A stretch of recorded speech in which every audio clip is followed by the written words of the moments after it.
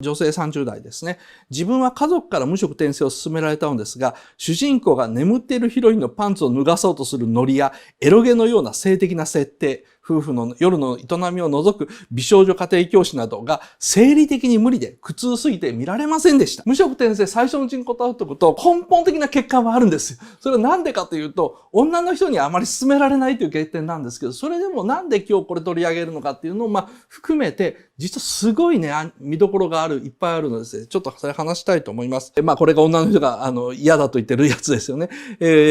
パンツを被ってですね、変態のですね、34歳男の変態としてパンツを被っているところをですね、メイドのリーリアって女の子に見つかります。大体ここら辺に見るのやめる人が多いんですけど、もうちょっとだけ我慢してください。このメイドのリーリアがですね、心の底から軽蔑したような気持ち悪いような目で見てるんですけどもですね、リーリアに軽蔑されている、気持ち悪がられているということがわかりません。これは4話への伏線になっています。このあたりでですね、僕がちょっと待てよと。このアニメ、俯瞰的な説明がないなっていうのに気がつきました。主人公のね、目線だけで語ってるんですね。俯瞰的な説明っていうのは、主人公の家の外観とか、あと、主人公の家がある村とか、もう異世界なのは、主人公には分かんないんだけど、もう俺ら、テレビの視聴者には分かってるよ。だって無職転生っていうタイトルなんだもんって分かってるよ。だから、さっさとドラゴンがいるのか、お城があるのかとか、そういうのを見せてくれって思うんですけど、一切見せないんですね。全体像を見せないと。で、主観に徹してるんですよ。で、主観に徹するとどうなっちゃうかというとね、絵が地味になるんですね。生後半年の赤ちゃんですからですね、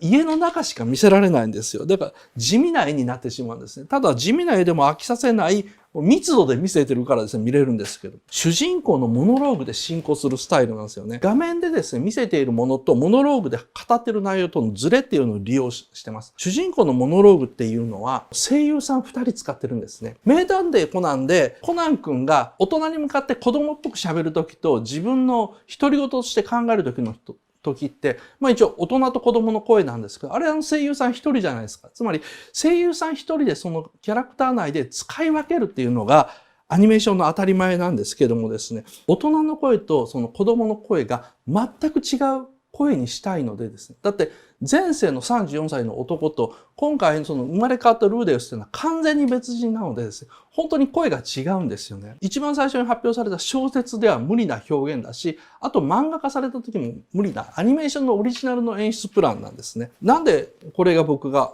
ちょっと引っかかってるのかっていうとね、演出プラン難しいからなんですよ。本来演技でやるべき切り替えですかね。一人の声優さんがちょっと待って、俺にはそれは聞いた覚えがある。よし、聞いてみよう。ねえねえ、これどうなってるの？これは声優さんの演技でできるんですよ。こういうふうに思ってるっていうふうなことで声を潜めて、それで聞くっていう、